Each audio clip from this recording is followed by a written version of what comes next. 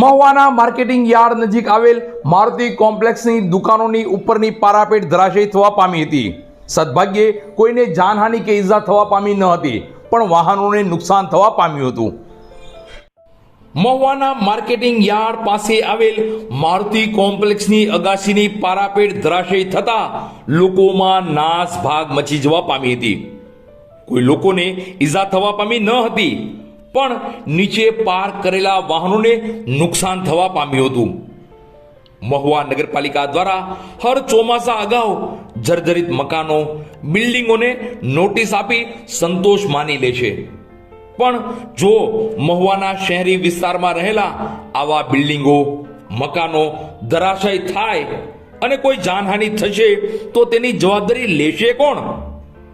નગરપાલિકા પોતાનું કામ કરી સંતોષ માને છે, પણ શહેરના લોકોમાં પણ જવાબદારી કે ગંભીરતા જેવું કંઈ છે જ નહીં.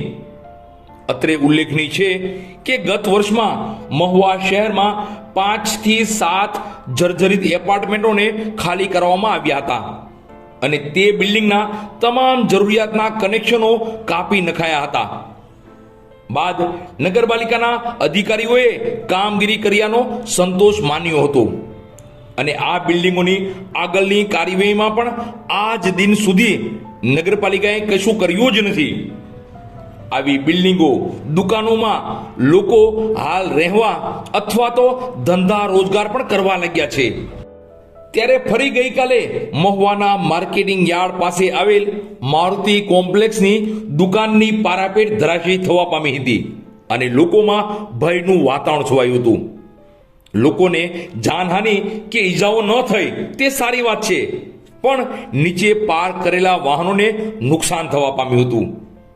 ત્યારે હાલ મહુવા શહેરના લોકોમાં એવી ચર્ચાઓ ચાલી રહી છે કે નગરપાલિકાના અધિકારીઓ આ વર્ષે પણ આવા જર્જરિત બિલ્ડિંગોને નોટિસ આપશે કે કામગીરી પણ કરશે.